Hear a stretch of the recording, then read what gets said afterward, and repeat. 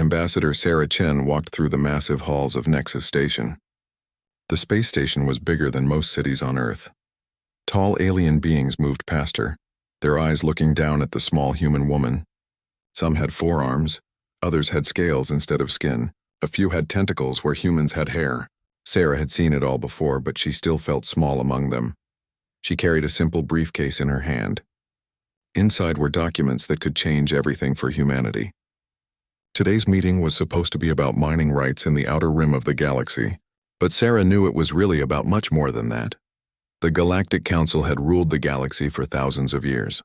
12 ancient alien species made all the important decisions. They decided which younger species could join them and which ones had to wait. Humanity had been waiting for 50 years. Sarah reached the council chamber doors. They were made of some kind of metal that seemed to glow with its own light. 2 guards stood beside them. Each guard was twice as tall as Sarah and covered in thick armor. They looked at her like she was an insect. "Ambassador Chen of Earth," she said clearly, "I am here for the scheduled meeting." One guard checked a device on his wrist. He nodded and the massive doors opened. Sarah walked into the chamber, her footsteps echoing in the huge space. The council chamber was designed to make visitors feel small. The ceiling was so high that Sarah could barely see it. 12 massive chairs sat in a circle, each one holding a different alien being. At the center of the circle was a small platform where Sarah was supposed to stand. Hegemarch Vextai sat in the largest chair. He was the leader of the Zenthari Empire, one of the most powerful species in the council. His skin was gray like stone and his eyes glowed with a cold blue light. When he spoke, his voice filled the entire chamber. "Human," he said, making the word sound like an insult. "You have come to discuss your species' request for mining rights in Sector 7. Sarah stepped onto the platform. She felt the weight of 12 pairs of alien eyes watching her every move. "Yes, Hegemarch, but I believe there are some problems with the terms you have offered." A few of the council members made sounds that might have been laughter. It was not a friendly sound. Vextai leaned forward in his chair. "Problems? Your species has been in space for barely 50 years. You should be grateful we are offering you anything at all." Sarah opened her briefcase and took out a datapad. "I have reviewed the terms carefully. According to your offer, humanity would provide all the labor and equipment for mining operations. In return, we would receive only 5% of the materials we extract. The other 95% would go to the council." "That is correct," said another council member. This one looked like a giant insect with too many legs. "It is a generous offer for such a young species." Sarah shook her head. "No, it is not generous. It is slavery." The chamber fell silent. Several council members shifted in their chairs. Vextai's glowing eyes grew brighter. "You dare to question the wisdom of this council?" Vextai's voice was like thunder. Sarah did not back down. She had expected this reaction. "I question a system that has exploited younger species for centuries. I have documents here that show the same pattern repeated over and over. Young species are given generous offers that turn them into unpaid workers for the council." She held up the datapad. "The Keelan were offered mining rights 60 years ago. They agreed to similar terms. Today their homeworld is strip-mined and empty. Their people work as slaves in council factories. The Arathi were given protection in exchange for their military service. Now their children are born into council armies and never see their families."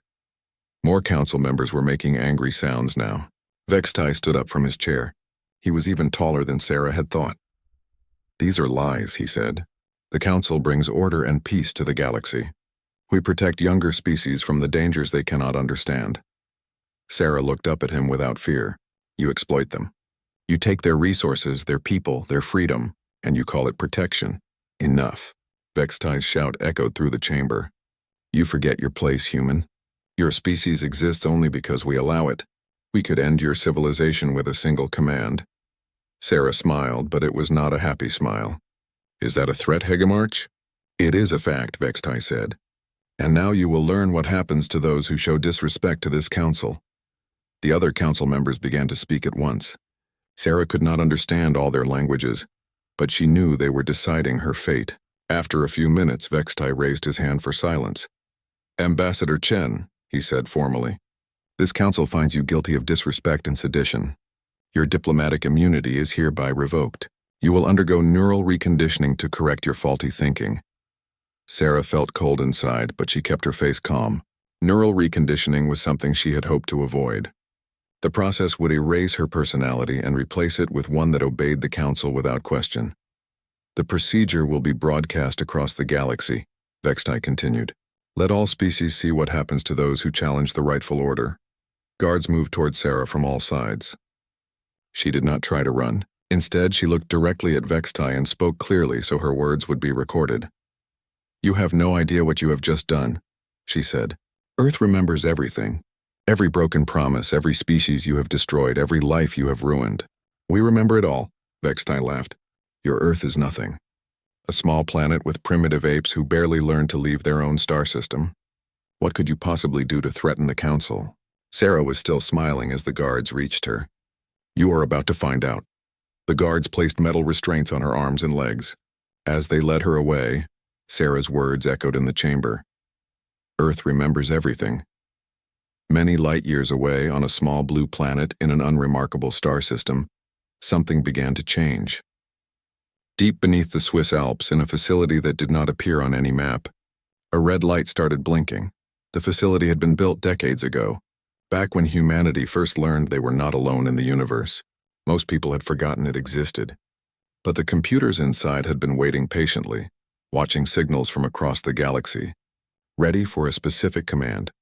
The command came in the form of a simple message, sent from Sarah Chen's neural implant just before the reconditioning began. 3 words that would change the galaxy forever. Protocol 7 activated. In the depths of the facility, ancient machines that had been sleeping for centuries began to wake up. Lights flickered on in corridors that had been dark for decades. Screens displayed star charts showing targets across the galaxy. And somewhere in the facility's deepest level, a door marked with symbols that were definitely not human slowly began to open. The Galactic Council thought they knew everything about the young species called humanity. They thought humans were weak, primitive, and helpless. They were about to learn how wrong they could be. Sarah Chen had done her job. Now it was Earth's turn to do theirs. Dr. Elena Vasquez ran through the corridors of the Prometheus research facility. The red lights were flashing everywhere and alarms were ringing. She had been working late in her lab when the Protocol 7 alert came through. Now she was rushing to the main command center.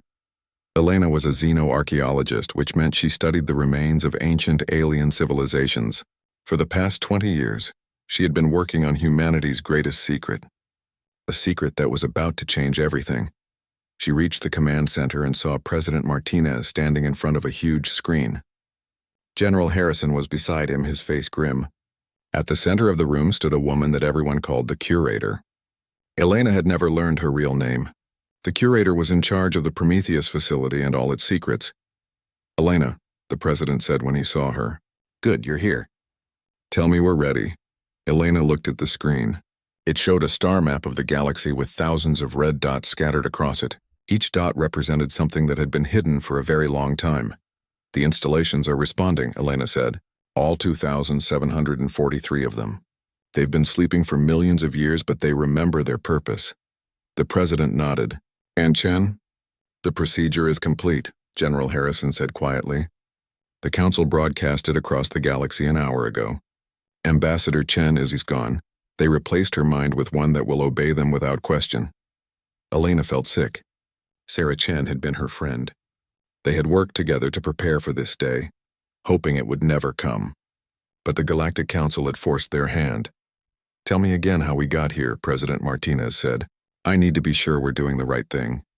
Elena walked to another screen and pressed some buttons. Images appeared showing an ancient spacecraft floating in space. It was huge, bigger than a city, but clearly dead. 68 years ago, Elena began. Our deep space sensors found this ship drifting in the outer system. It was older than human civilization. We sent a team to investigate. The screen showed human astronauts in spacesuits exploring the ship's corridors. Everything was covered in dust and looked like it had been abandoned for a very long time. We found the bodies of the ship's crew, Elena continued. They called themselves the Architects. They had built an empire that covered the entire galaxy millions of years ago, but something had destroyed them. What destroyed them? The president asked, even though he knew the answer. Themselves, Elena said. Their own creations turned against them. But before they died, They built something to prevent it from happening again. They called it the Extermination Protocol. The screen now showed a map of the galaxy. Thousands of red dots appeared scattered across every star system. The architects placed installations throughout the galaxy, Elena explained. Each one contains weapons powerful enough to destroy entire fleets. But they're not just weapons. They're judges. The curator stepped forward. She was an old woman with gray hair and sharp eyes. When she spoke, her voice was calm but cold. The installations have been watching galactic civilization for millions of years, she said. They analyze governments, study behavior patterns, and wait for species that become too dangerous or oppressive. When they find such a species, they activate. President Martinez stared at the screen. And they chose us to control them? Not chose, the curator corrected. They were waiting for a species that could make the right choice. The architects included tests in their systems. When humanity found their ship, we had to prove we were worthy. Elena remembered those early days. Human scientists had spent years trying to understand the architect technology. Most of it was beyond human understanding, but some pieces were clear enough. The most important piece was a message. What did the message say? The president asked. Elena touched the screen and words appeared in ancient alien script, with a human translation below. To whoever finds this record, we were the architects of this galaxy. We built wonders and brought order to chaos, but we became corrupt. We forgot that power exists to serve others, not to serve itself. In our final days, we created the protocol as our gift to those who come after. Use it wisely. Do not become what we became. The room was quiet for a moment. Then General Harrison spoke. How many people know about this? Less than 100 worldwide, the curator answered. Presidents, key military leaders, senior scientists. The secret has been passed down for decades. President Martinez turned away from the screen. And Ambassador Chen? Did she know? She knew everything, Elena said. Sarah wasn't just a diplomat. She was a test. We needed to know how the council would react when humanity showed strength instead of submission. And now we know, General Harrison said grimly. They tried to break her mind. The president looked at each of them. Are we making the right choice? Once we activate the protocol, there's no going back. Elena thought about all the species the council had destroyed over the centuries. The Kelon working as slaves in council mines, the Arathi, their children stolen to fight council wars, dozens of other species that had tried to resist and been crushed. The architects left us a choice, she said. We can let the council continue destroying younger species, or we can stop them. But if we choose to act, we have to accept the responsibility that comes with this power. The curator walked to a control panel. The protocol is already active. The installations are waking up across the galaxy. But they won't act until we give the final command. She turned to face the president. The choice is yours, sir. Do we proceed? President Martinez closed his eyes for a moment. When he opened them, his face was set with determination. How long will it take? Phase 1 will begin immediately, the curator said. We'll target council military assets first. Their fleets, weapon platforms, communication networks. Phase 2 will come later if needed. And civilian casualties. The protocol is designed to minimize them, Elena said. The architects learned from their mistakes. This isn't about revenge. It's about justice. General Harrison stepped forward. Sir, we should also prepare our own forces. When the council realizes what's happening, they'll come for Earth. The president nodded. Do it. And send a message to all the species the council has been oppressing. Tell them humanity stands with them. He turned to the curator. Activate the protocol. The curator placed her hand on a scanner. The machine beeped and her identity was confirmed. Then she entered a long code into the control panel. Finally, she looked at the president one more time. Are you certain, sir? I'm certain, he said. Begin phase 1. The curator pressed a final button. Across the galaxy, ancient machines that had been sleeping for millions of years received their orders. The extermination protocol was now fully active. On the main screen, red dots began to change color as the installations came online. Each one represented power beyond human imagination, now under human control. Elena watched the screen and thought about Sarah Chen. Her friend had sacrificed everything to bring them to this moment. Now it was up to them to make sure that sacrifice meant something. The galaxy is about to change forever, the curator said quietly. Outside the facility, night was falling over the Swiss mountains, but across the galaxy an ancient judgment was beginning. The Galactic Council had ruled for thousands of years. Their time was ending, and they had no idea what was coming for them. Admiral Kretar of the Vorthak Confederation stood on the bridge of his flagship, watching something impossible happen. Through the large windows, he could see the Council's third fleet simply disappearing. One moment, 200 warships were there, their lights blinking in the darkness of space. The next moment, they were gone. No explosions, no weapons fire, no distress signals. They just stopped existing, sir, his communications officer said, her voice shaking. We're receiving reports from across the galaxy. Council fleets are vanishing everywhere. Kretar was a veteran of 100 battles.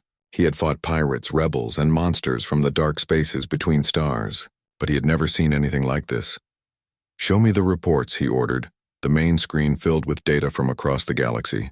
Red markers appeared on the star map, each one showing a place where Council forces had disappeared. The pattern was spreading outward from the galactic core, moving faster than any ship could travel. How many ships? Kretar asked. Over 3,000 so far, sir. And it's not just ships. Weapon platforms, communication arrays, fortress worlds, all Council military assets. Kretar's second-in-command, Commander Yelka, stepped beside him. Sir, what could do this? What kind of weapon?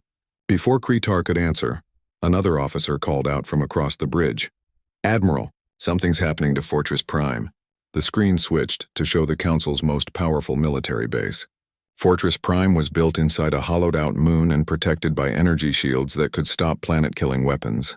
It had never been successfully attacked in over 1,000 years. As they watched, the fortress's shields began to flicker. Then massive explosions erupted across its surface. But these weren't normal explosions. The entire moon was breaking apart from the inside as if something was tearing it to pieces. Sir, the communications officer said, Fortress Prime is sending a distress signal. They say something activated inside the moon. Some kind of ancient machinery. Kretar felt cold. Ancient machinery? Before anyone could answer, alarms began ringing across his ship. The tactical officer shouted over the noise, Sir, unknown vessels approaching our position. Kretar looked at the screen and saw ships coming toward them. But these weren't Council vessels. They were smaller, sleeker, and he had never seen their design before. As they got closer, he realized what they were. Human ships, he said quietly. The lead human vessel sent a message. A woman's voice came through the speakers, speaking in perfect Vorthak. Admiral Kretar, this is Captain Rodriguez of the Earth vessel Prometheus. We come in peace. Our medical ships are standing by to assist with any casualties from your recent difficulties. Kretar stared at the screen. The human ships were already moving to help Council vessels that had been damaged in the mysterious attacks. Their medical shuttles were picking up survivors, and their cargo ships were bringing supplies. Sir, Commander Yelka whispered, how did they get here so fast? And how did they know we would need help? That was a very good question. The attacks had started less than 6 hours ago. Even if the humans had left Earth the moment the attacks began, they couldn't have reached this far into Council space so quickly, unless they had been waiting. Captain Rodriguez, Kretar said into his communicator, this is Admiral Kretar. We appreciate your offer of assistance, but I must ask, how did you know to come here? There was a pause before the human woman answered. Admiral, Earth has been monitoring the situation across the galaxy. We're as concerned as you are about these attacks. We're trying to help wherever we can. Kretar watched as human medical teams transferred wounded Council soldiers to their ships. The humans worked quickly and efficiently, their advanced medical equipment saving lives that would have been lost. Sir, his communications officer said, we're getting reports from other sectors. Human ships are appearing everywhere, offering aid to Council forces. The pattern was becoming clear. Wherever Council military assets were being destroyed, human ships appeared shortly afterward to help with rescue efforts. They came with medical supplies, evacuation ships, and humanitarian aid. But there was something strange about it. The humans always seemed to know exactly where to go and what was needed. They were never surprised by the attacks, never caught off guard. They were always prepared. Commander Yelka, Kretar said quietly, pull up everything we know about human space capabilities. Yelka worked at her console for a few minutes, then shook her head.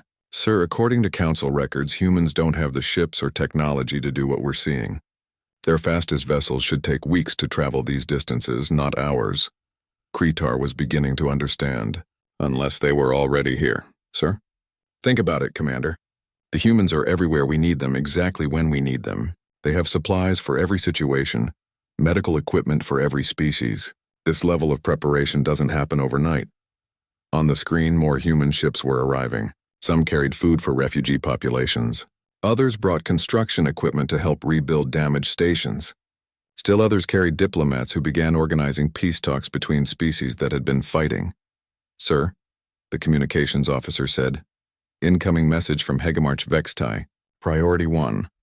The screen changed to show the Xanthari leader. His gray skin looked paler than usual and his glowing eyes were dim with exhaustion. "Admiral Kretar," Vextai said, "report to Council Nexus immediately. Bring your entire fleet." "Yes, Hegemarch. But sir, what about the attacks? Should we be hunting for the source?" Vextai's expression grew darker. "We know the source, Admiral. The question is what we do about it." The transmission ended. Kretar stared at the blank screen, then looked at the human ship still working to save Council lives. "Commander," he said, "set course for Nexus Station, maximum speed." As his fleet began to move, Kretar thought about what he had seen. The precision of the attacks, the immediate arrival of human aid, the way the humans seemed to know exactly what would happen before it happened. There was only one explanation that made sense. The humans weren't just helping with the aftermath of the attacks. They were the ones causing them. But why attack Council forces and then immediately help Council civilians? Why destroy military assets but go out of their way to save lives? It didn't make sense for any normal war. Unless this wasn't a normal war. Unless the humans were trying to send a very specific message. On his personal communicator, Kretar accessed classified files about the human species. Most of the information was standard. A young species, barely 50 years in space, technologically inferior, politically divided. But there was one file that had always puzzled him. It was labeled Incident Report Ambassador Chen Neural Reconditioning. Kretar read the report again. The human ambassador had been punished for questioning Council authority. The procedure had been broadcast across the galaxy as a warning. Her final words before the reconditioning began were in the report. "Earth remembers everything." Now, less than a day later, Council military forces across the galaxy were being systematically destroyed by unknown weapons, and human ships were everywhere, helping with the aftermath. Kretar felt a chill run through his body. The humans had known this would happen. They had been prepared for it. They might even have planned it. As his ship traveled toward Nexus Station, Kretar realized that everything the Council thought they knew about humanity was wrong. The small, primitive species from the edge of the galaxy had just brought the most powerful military force in galactic history to its knees in a single day, and they had done it while saving the lives of their enemies. Whatever was happening, Admiral Kretar was certain of one thing: the galaxy would never be the same again. The Eternal Judgment was the largest warship ever built. It was 5 kilometers long and could destroy entire planets with a single shot. Hegemarch Vextai stood on its command bridge, watching the view screen show Earth growing larger as they approached. "Status report," Vextai demanded. Admiral Kretar checked his displays. "We're 12 hours from Earth, Hegemarch. Our fleet consists of the Eternal Judgment, 47 battleships, and 200 support vessels. It's everything the Council has left." Vextai's glowing eyes grew brighter. In the past week, the mysterious attacks had destroyed 90% of Council military forces. Entire fleets had vanished without a trace. Fortress worlds had been torn apart by weapons that seemed to come from nowhere. But now they knew the truth. Dr. Gilles of the Acroni had figured it out. The attacks were coming from ancient installations hidden throughout the galaxy. Somehow the humans had gained control of them. "Sir," reported a communications officer, "we're receiving a transmission from Earth." "Put it on screen," Vextai ordered. The view screen changed to show a middle-aged human woman. She was sitting in what looked like a simple office, but Vextai could see advanced technology in the background. "Hegemarch Vextai," the woman said calmly. "I am President Martinez of Earth. I believe we need to talk." Vextai stepped forward. "You will surrender immediately, human. Your species has committed acts of war against the Galactic Council." President Martinez shook her head. "No, Hegemarch. We have committed acts of justice. The Council's reign of oppression is over. You destroyed our fleets. We destroyed your ability to terrorize younger species. Your civilian populations have been left untouched. Vextai felt rage building inside him. You are insects. Your entire species could not stand against a single council battleship. That's what you thought, Martinez said quietly. You were wrong about many things. The transmission ended. Vextai turned to Admiral Kretar. Time to target? 11 hours, sir. Good. When we arrive, we'll show these humans what happens to species who challenge the council. But as the hours passed, something strange began to happen. Ships started appearing on their long-range sensors. At first, it was just a few small vessels. Then more appeared. Then hundreds. Sir, the tactical officer called out, we're detecting massive fleet formations around Earth. Council fleets? Vextai asked hopefully. No, sir. Unknown designs. And, sir, there are a lot of them. The main screen showed the approaching Earth system. As they got closer, the true scale of what waited for them became clear. Thousands of ships surrounded the human homeworld. Some were clearly human designs, but many others were completely different. Sir, Admiral Kretar said, studying the data, I'm seeing ship designs from dozens of different species. The Keelan are there, the Arathi, the Beldari, even some species I don't recognize. Vextai stared at the screen in disbelief. Impossible. Those species work for the Council. Not anymore, sir. A new transmission came through. This time it wasn't President Martinez. It was a familiar face that made Vextai's blood run cold. Ambassador Sarah Chen appeared on the screen. But something was different about her. The last time Vextai had seen her, she had been broken by neural reconditioning, her mind replaced with one that obeyed the Council. Now she looked exactly as she had before the procedure. Hello, Hegemarch, Chen said with a slight smile. Surprised to see me? Impossible, Vextai whispered. The reconditioning. Your mind was destroyed. The Council's neural reconditioning technology is impressive, Chen said. But Earth's medical technology is better. It took our doctors 6 hours to restore my original personality and undo all the damage your procedure caused, Vextai felt the deck shake under his feet as the eternal judgment dropped out of faster-than-light travel. Through the view screen, he could see the Earth system spread out. Before them, it was the most beautiful and terrifying sight he had ever seen. Thousands of ships from dozens of species formed defensive lines around Earth. Many of these were species the Council had oppressed for centuries. They had come to stand with humanity against their former masters. How? Vextai asked. During the past week, while your military forces were being eliminated, Earth's diplomatic ships were visiting every species the Council had wronged, Chen explained.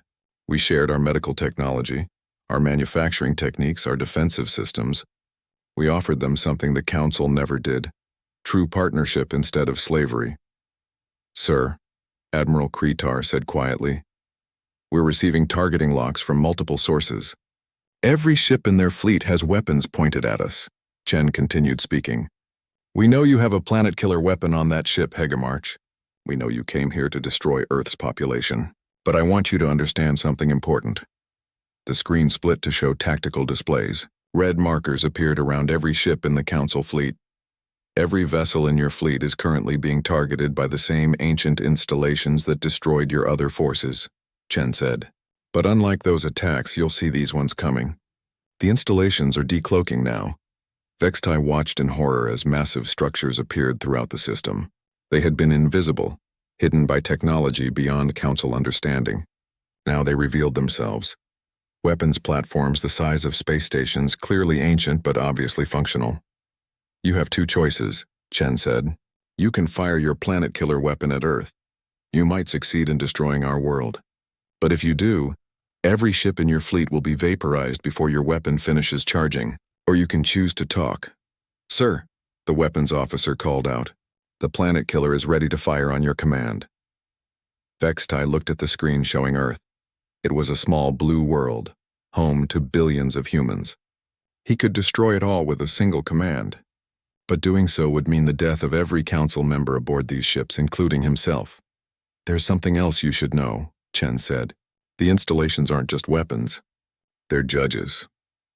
They've been watching galactic civilization for millions of years, waiting for species that become too corrupt or oppressive. The Council has been judged and found wanting. Admiral Kretar stepped forward. Hegemarch, I recommend we hear what they have to say. Vextai turned to glare at him.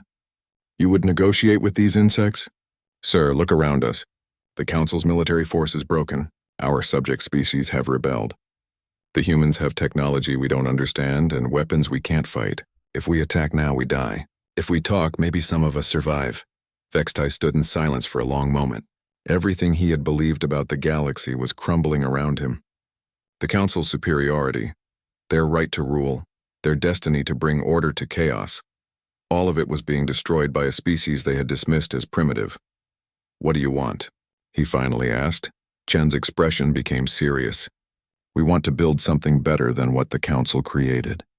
A galaxy where every species has a voice, where the strong protect the weak instead of exploiting them, where younger civilizations are helped instead of enslaved. And if we refuse, then the installations will complete their judgment. The Council species will be scattered, your governments dissolved, your military completely destroyed, but your civilian populations will be protected and given the chance to start over. Vextai looked at Admiral Kretar. The older officer nodded slightly. We will discuss terms, Vextai said finally. Chen smiled. Good, dock your ship with our station. Leave your weapons powered down. We have a lot to talk about. As the Eternal Judgment moved toward the human space station, Vextai realized that everything had changed. The Council's age of dominance was over. In its place, something new was beginning. He wasn't sure if that was good or bad, but he knew it was inevitable. The humans had won. 6 months had passed since the fall of the Galactic Council. Ambassador Sarah Chen stood at the podium in the Great Assembly Hall on New Geneva Station, looking out at the most diverse gathering in galactic history. Representatives from over 200 species filled the chamber. Some sat in chairs designed for humanoid bodies. Others floated in tanks of liquid. A few existed as energy patterns contained in special devices. For the first time in galactic history, every known intelligent species had an equal voice. My fellow beings, Chen began, her words being translated into hundreds of languages simultaneously. Today we make the Galactic Federation official. Applause filled the chamber, though it sounded different from each species. Some clapped hands, others made harmonic sounds, and a few flashed lights in patterns of approval. Chen waited for the noise to settle before continuing. 6 months ago, the old order fell, but destruction was never our goal. Our goal was to build something better. In the front row, former Hegemarch Vextai sat quietly. His once glowing eyes were dim and he looked older than before. The trials had been hard on him, but he was still alive. The Federation had chosen rehabilitation over revenge for most former council leaders. Some had not been so fortunate. Those responsible for the worst atrocities faced justice. But even then, the Federation had shown mercy. Death sentences were rare. Most punishments involved service to the species they had wronged. The Federation Charter guarantees equal representation for all species, Chen continued. No longer will age or technology determine political power. A species that achieved space travel yesterday has the same voice as one that has been traveling the stars for millions of years. Dr. Elena Vasquez watched from the observation deck above. As the new director of xenological studies, she had helped design the Federation's governing structure. It had been challenging to create a system that worked for such diverse beings, but they had succeeded. The key had been learning from the architect's mistakes. The ancient species had built an empire based on their own superiority. The Federation was built on the idea that diversity made civilization stronger. We face challenges, Chen admitted. Some species are struggling to adapt to their new freedom. Others worry about their security without the Council's protection. These concerns are valid, and we will address them together. In Earth's secret facilities, the Curator monitored the ancient installations across the galaxy. Most had returned to dormancy after the Council's fall, but they remained ready. If another oppressive force arose, the protocol could be activated again, but the Curator hoped it would never be necessary. The Federation was working. Trade between species was flourishing. Scientific collaboration had led to breakthrough discoveries. Young civilizations were being helped instead of exploited. Today I'm proud to announce several new initiatives, Chen said. The Federation Emergency Response Fleet will provide disaster relief to any world in need, regardless of species or political affiliation. The Galactic Education Exchange will help younger civilizations develop their technology safely, and the Xenological Institute will study the remains of ancient civilizations to learn from their successes and failures. This last point was important. The architects were not the only ancient species whose ruins dotted the galaxy. Each one had lessons to teach about the rise and fall of civilizations. But there was something else humanity had discovered in recent months. Deep space sensors had detected something approaching from the dark regions between galaxies, something vast and alien, still years away but definitely heading toward their galaxy. The architects had left records about this threat. It was what had ultimately destroyed them, despite all their power and technology. The entity was called the Devourer in their ancient texts, and it consumed entire civilizations. Chen had not mentioned this to the Assembly. The Federation was still young and fragile, but Earth's leaders were already making preparations. The ancient installations were being studied and upgraded.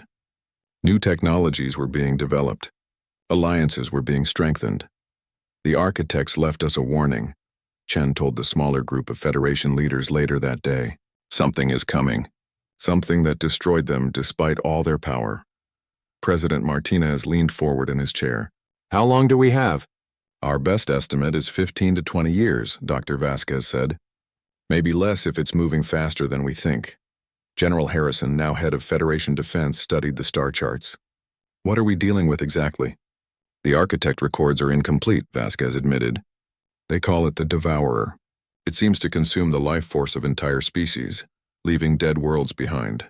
It's defeated several galactic civilizations. Former Admiral Kretar, now serving as a Federation military advisor, spoke up. The architects were more advanced than any current species. If they couldn't stop this thing, they made the same mistake as the Council, Chen said firmly. They tried to face the threat alone. We won't make that error. She gestured to the assembly hall below, where representatives were still celebrating the Federation's formation. We have something the architects never had, she continued. Unity. 200 species working together, sharing knowledge and resources. The Devourer may have defeated isolated civilizations, but it's never faced a truly united galaxy. The curator nodded approvingly. The protocol installations are being modified. Instead of judging and destroying, they're being converted into a galaxy-wide defense network. When the Devourer arrives, it will face every species standing together. Over the following months, the Federation worked tirelessly to prepare. The ancient installations were connected into a communication network that spanned the galaxy. New technologies were developed by combining the knowledge of hundreds of species. Massive shipyards began constructing vessels designed to fight an enemy, unlike anything they had faced before. But perhaps most importantly, the Federation continued to grow stronger politically. Species that had been enemies for centuries learned to work together. Trust was built through shared projects and mutual aid. The galaxy was becoming truly united for the first time in its history. Chen often thought about the choice the architects had faced at the end of their civilization. They could have used their power to rule forever, becoming the very thing they had originally fought against. Instead, they chose to fade away, leaving behind tools for those who came after. Humanity faced a similar choice now. The ancient installations gave them the power to dominate the galaxy if they chose. But like the architects, they were using that power to serve others instead of themselves. The hardest part isn't gaining power, Chen told Elena one evening as they watched ships from dozens of species working together to build a new defense platform. The hardest part is knowing when to let it go. Elena nodded. The architects understood that. They could have made themselves eternal rulers, but they chose to trust the future to others. And someday we'll face the same choice, Chen said. When the galaxy is safe and the Federation is strong enough to stand on its own, humanity will need to step back. But not today, Elena said, watching as human engineers worked alongside alien technicians to install new defensive systems. No, Chen agreed. Today we build. Today we prepare. Today we show the galaxy what's possible when species work together instead of against each other. In the depths of space, ancient sensors detected the approaching threat. The Devourer was still years away, but its influence was already being felt. Dead stars flickered back to life along its path, and space itself seemed to bend around its presence. But this time, it would not find a divided galaxy of competing species. It would find a united federation, armed with the weapons of the architects and protected by the determination of over 200 species working as one. The age of the Galactic Council was over. The age of the Federation had begun, and when the Devourer finally arrived, It would learn what the Council had learned too late. Never underestimate the power of unity, and never underestimate humanity's ability to bring that unity about. The galaxy was ready for whatever came next.